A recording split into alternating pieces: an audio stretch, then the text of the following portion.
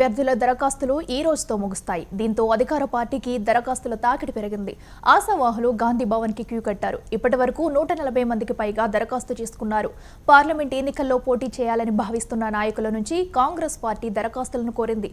దీంతో హస్తం సీనియర్ నాయకులు పెద్ద సంఖ్యలో దరఖాస్తు చేసుకున్నారు.